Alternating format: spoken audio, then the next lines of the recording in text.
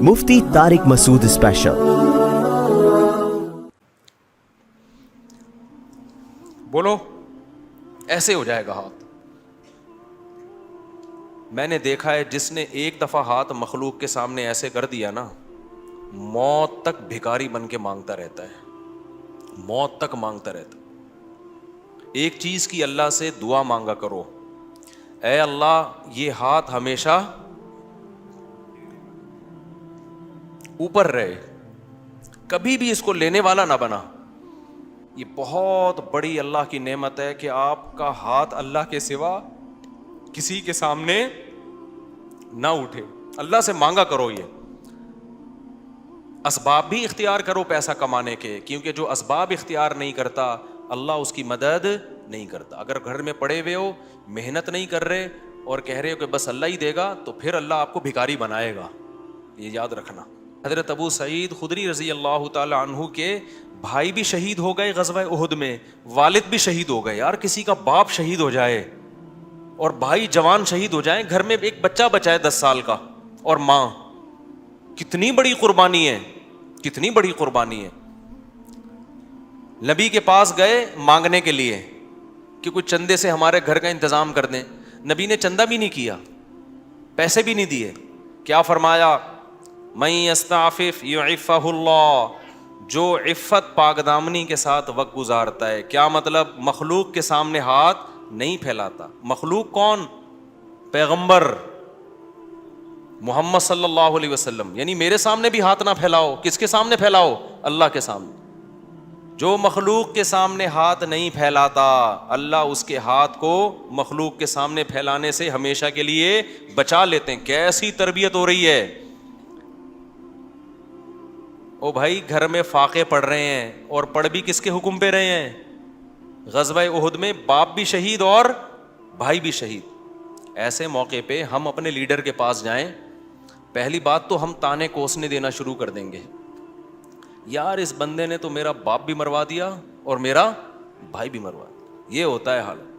مکہ سے ہجرت کر کے آئے تھے، وطن چھوڑا، تجارت چھوڑی، بزنس چھوڑا، لٹے پٹے آئے ہیں یہاں پہ، اور یہاں یہ ملا ہے ہمیں، یہ صلہ ملا ہے۔ مرتد ہو جاتے، میں کہہ رہا ہوں مرتد چھوڑ دیتے اسلام کو۔ بھائی یہ کچھ اور ایک کہانی لگ رہی ہے ہمیں، یہ کچھ اور مسئلہ ہے۔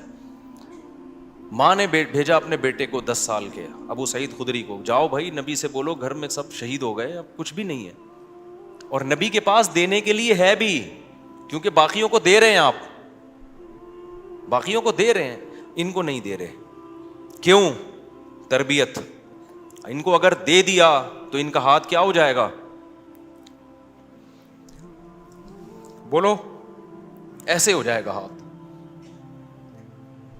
میں نے دیکھا ہے جس نے ایک دفعہ ہاتھ مخلوق کے سامنے ایسے کر دیا نا، موت تک بھکاری بن کے مانگتا رہتا ہے، موت تک مانگتا رہتا ہے۔ ایک چیز کی اللہ سے دعا مانگا کرو، اے اللہ یہ ہاتھ ہمیشہ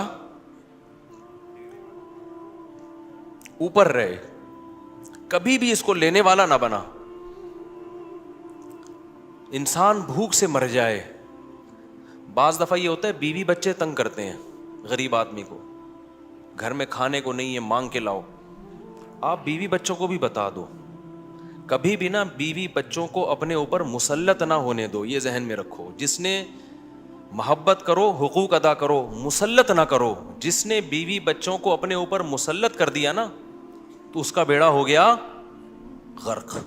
وہ چوری بھی کرے گا، وہ ڈپریشن میں بھی جائے گا۔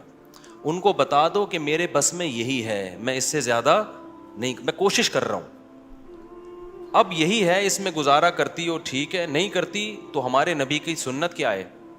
ہمارے نبی صلی اللہ علیہ وسلم نے غربت کو اختیار کیا۔ آپ کے گھر میں 40 دن چولہا نہیں جلتا، اور بیویاں کتنی ہیں؟ بول دو نا منہ سے، 9 بیویاں۔ گھر میں کھانے کو روٹی نہیں ہے اور بیویاں کتنی ہیں؟ یہ جو کہتے ہیں نا مالدار آدمی 4 شادیاں کرے، یہ مالداروں کا کام ہے ہی نہیں ہے، یہ غریبوں کا کام ہے۔ اب کریں گے کیسے؟ تو اپنے سے غریب لڑکیاں تلاش کریں، وہ پھر الگ موضوع ہے۔ آپ کی جتنی آمدن ہے اس سے کم والی سے کر لو تو وہ آ جائے گی آپ کے ساتھ۔ مالدار اپنے حساب سے کرے، غریب اپنے حساب سے کرے۔ تو نبی کی 9 بیویاں ہیں، جب ان ازواج نے آپ سے مانگا کہ بھئی ہمارے گھر میں 40 دن چولہا نہیں جلتا, پیسے نہیں ہیں, راشن نہیں ہے, تو آپ صلی اللہ علیہ وسلم نے کیا فرمایا؟ قرآن کی آیتیں نازل ہوئیں, یا ایھا النبی قل لازواجک, آپ اپنی بیویوں سے کہہ دیجئے اگر تمہیں دنیا کی دولت چاہیے تو میں تعالینا امتعکن, میں تمہیں پیسے دے دیتا ہوں, واسرحکن سراحا جمیلا, اور عزت کے ساتھ تم سب کو رخصت کر دیتا ہوں. بھئی کسی پیسے والے سے شادی کر لو. کیوں اللہ نے ہمارے نبی کے لیے غربت کو سلیکٹ کیا تھا؟ حالانکہ آپ مالدار بننا چاہتے بن سکتے تھے, لیکن نبی آخری نبی ہے نا, تو اس میں کیا حکمتیں ہیں وہ میں بھی نہیں چھیڑوں گا. ہمارے نبی کی جو غربت تھی وہ اختیاری تھی. اختیاری کا مطلب آپ نے خود اپنے آپ کو مسکین رکھا ہوا تھا. یہ نہیں کہ آپ کے پاس پیسہ نہیں تھا, پیسہ آتا تھا سارا صدقہ کر دیتے تھے.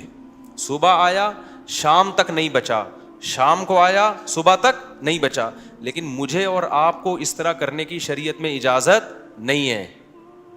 آج سے پتہ چلے آپ نے سارے بینک خالی کیے, سارا سونا وونا, گھر کے پلاٹ کی فائلیں والے بیچ باچ کے تمبو لگا کے روڈ پہ آ کے بیٹھ گئے, اور بیگم سے کہہ رہے ہو رہنا ہے اسی طرح رہو تمبو میں ورنہ نکلو. یہ آپ کو اجازت نہیں ہے. کیوں نہیں ہے؟ یہ ٹاپک نہیں ہے میرا, کیونکہ میں نے اگر اس ٹاپک پہ چلا گیا تو یہ جو ٹاپک آج لے کے چل رہا ہے وہ چینج ہو جائے گا. بس ابھی فی الحال یقین کر لیں کہ مولوی صاحب اگر کہہ رہے ہیں تو علم کی بنیاد پہ کہہ رہے ہوں گے.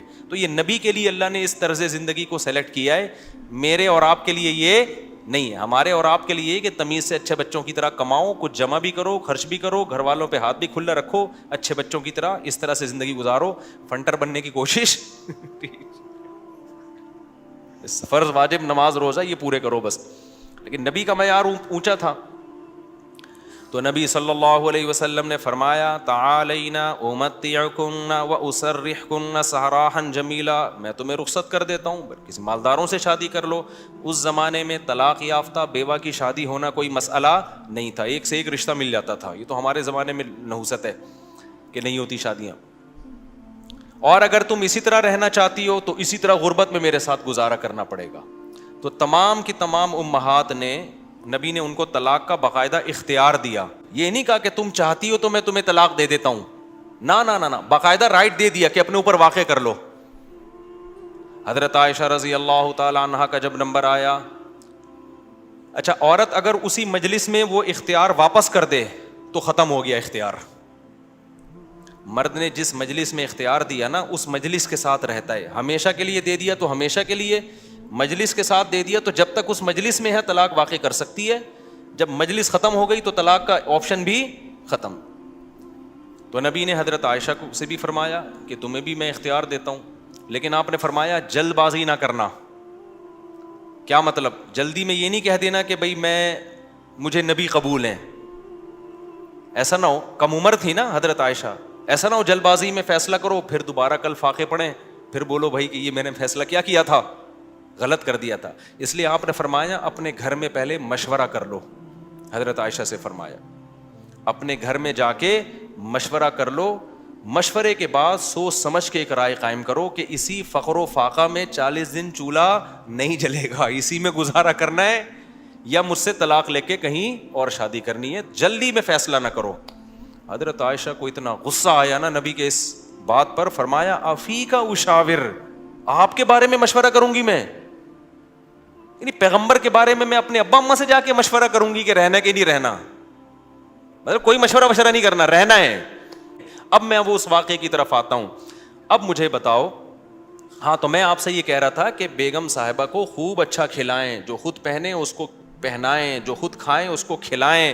لیکن قدرت کی طرف سے اگر غربت آ گئی ہے بھائی تو پھر ٹینشن لینے کا نہیں ہے. پھر بیگم اگر کہتی ہے نہیں رہنا, کوئی بات نہیں بیگم, میں تو یہی کچھ کھلا پلا سکتا ہوں, رہنا ہے رہو, نہیں تو پتلی گلی سے نکلو, ہم کسی اور سے شادی کر لیں گے. ایک دم سے نہ نکال دو, پہلے مجھ سے مشورہ لے لینا. بعض دفعہ خواتین غصے میں بھی کہہ رہی ہوتی ہیں مجھے چھوڑ دو, ایک دم وہ غصے میں کہہ رہی ہوتی ہیں, 4 دن کے بعد ان کا موڈ بدل جاتا ہے. خود سے کچھ نہ کرو, مشورہ لے لیا کرو. میرا تو مقصد صرف یہ بتانے کا ہے کہ ٹینشن لینے کا نہیں ہے. ایک تو بے روزگاری کی ٹینشن, اوپر سے ایک اور ٹینشن اپنے اوپر مسلط کرو تو پاگل ہو جاؤ گے. ٹینشن نہیں, ٹینشن صرف ایک چیز کی لینی ہے بھائی, وہ جو حدیث میں آتا ہے من کانت الآخرۃ ہمہ, جس نے آخرت کو اپنی ٹینشن بنا لیا تو اللہ اس کی تمام ٹینشنوں کو ختم کر دیتے ہیں. اس کی فکریں سمیٹ دیتے ہیں. ہماری ٹینشن بس یہ کہ آخرت میں بخشش ہو جائے. نہ بیگم ٹینشن ہے ہماری, نہ بچے ہماری ٹینشن ہے, نہ کوئی اور ہماری ٹینشن ہے, نہ گورنمنٹ ہماری ٹینشن. میری ٹینشن یہ ہے کہ مجھ سے قیامت کے دن سوال ہوگا, میں اس سوال میں پورا اترتا ہوں یا نہیں. اب آٹا مہنگا ہونے کی ٹینشن ہم کیوں نہیں لے رہے کہ ہماری وجہ سے نہیں ہوا, میری وجہ سے ہوا ہوتا نا تو میں ٹینشن لیتا کہ آخرت میں چترول کس کے لگیں گے, میری وجہ سے تھوڑی ہوا ہے. اب اگر ہمارے پاس مسائل ہیں تو مہنگا آٹا خریدیں گے, وسائل نہیں ہیں تو بیگم کو بولیں گے پاپے چائے میں ڈبو کے, پاپے بھی آٹے کے بنتے ہیں.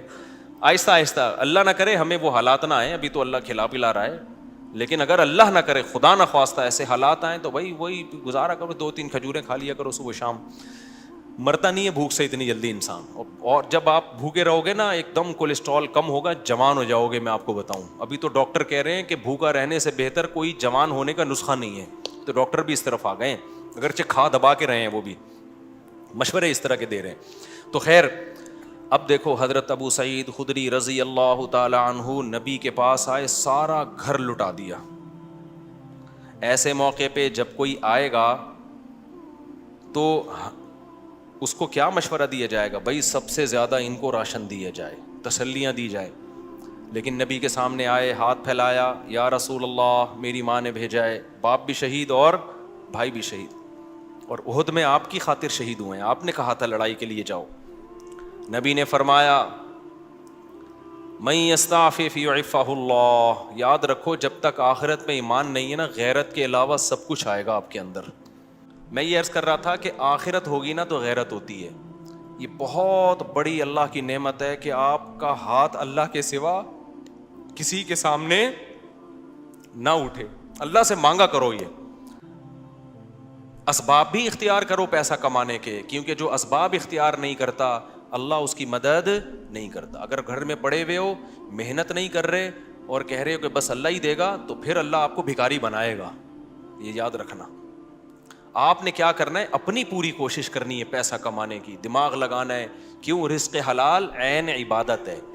الکاسب حبیب اللہ, محنت کر کے کھانے والا وہ اللہ کا دوست ہے. تو اب کیا ہے, ہمارے نبی نے حضرت ابو سعید خدری سے فرمایا کہ من یستعفف یعفہ اللہ. کیا مطلب, جو اپنے آپ کو رسوا ہونے سے بچانا چاہتا ہے, عفت کا مطلب رسوا ہونے سے بچانا, دامن داغدار نہ ہو, ذلیل ہونے سے بچانا چاہتا ہے. اس سے پتہ چلا مانگنا کیا ہے, بول لو نا, ذلت ہے. ہاتھ پھیلانا کیا ہے, ذلت. تو جو چاہتا ہے کہ میں ذلیل نہ ہوں, ہمیں تو پتہ ہی نہیں کہ یہ ذلت ہے. ہم تو سمجھتے ہیں میں اتنا چونا لگاتا ہوں بندے سے 2 منٹ میں اتنے پیسے نکلوا لیتا ہوں, یہ میرا کمال ہے. ایک چور کو پکڑا نا, کورٹ میں لے کر گئے, عدالت نے کہا یار تم نے اتنی خوبصورتی سے چوری کی, کسی کو پتہ ہی نہیں چلا. چور کہتا ہے شکریہ سر, آپ نے میری اتنی تعریف کی, اتنا زبردست چور ہوں میں. جج نے کہا کم بخت, میں تیری تعریف نہیں کر رہا, تیری برائی کر رہا ہوں. تو نبی نے فرمایا من یستعفف یعفہ اللہ, جو اپنے آپ کو رسوا ہونے سے بچانا چاہتا ہے اللہ اسے رسوائی سے بچاتا ہے. اب سوال پیدا ہوتا ہے کہ رسوائی سے تو بچ جائیں گے, لیکن ٹینشن تو ہے نا, فاقے تو پڑ رہے ہیں, مصیبت تو ہے. اگلا جملہ نبی نے فرمایا وَمَن يَتَصَبَّرْ, جو اللہ سے صبر مانگتا ہے, يُصَبِّرْهُ اللہ, اللہ اسے صابر بھی بنا دیتا ہے. اس ٹینشن میں اللہ سے مانگو صبر, تو اللہ کیا کرے گا, صبر دے دے گا. جیسے موسیٰ علیہ السلام کی ماں نے جب حضرت موسیٰ کو صندوق میں رکھا نا بچے کو, تو فرعون نے پکڑ لیا اس بچے کو. اب قرآن کہہ رہا ہے موسیٰ کی ماں دل برداشتہ ہو گئی, میرا بچہ کس کی گود میں چلا گیا ہے, فرعون کی. ماں تو ایک دم ہو جائے گی نا. اگر جا کے بتا دیتی کہ میرا بچہ ہے, فرعون نے فوراً قتل کر دینا تھا اس کو. لیکن عورت جذباتی ہوتی ہے, وہ انجام نہیں دیکھتی, وہ جذبات سے مغلوب ہوتی ہے. لیکن قرآن کہتا ہے وَرَبَطْنَا عَلَىٰ قَلْبِهَا, ہم نے موسیٰ کی ماں کے دل کو باندھ دیا. کیا بلاغت ہے قرآن کی. موسیٰ کی ماں کے دل کو کیا کر دیا, رسیوں سے باندھ دیا, جیسے ہلے نہیں اپنی جگہ سے, دل برداشتہ نہ ہو. یہ قرآن کی بلاغت ہے, یعنی صبر کی توفیق دی.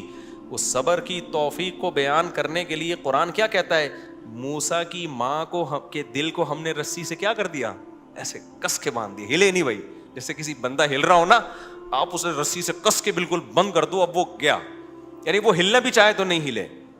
تو اس سے پتہ چلتا ہے کہ بعض دفعہ انسان بے صبرا ہو رہا ہوتا ہے, لیکن اللہ کی طرف سے اس کو ایسی توفیق ملتی ہے کہ اللہ اس کے دل کو رسیوں سے باندھ دیتے ہیں. ہلنا نہیں, چپ کر کے تمیز سے بیٹھا رہے, مجھ پر اعتماد اور توکل کر.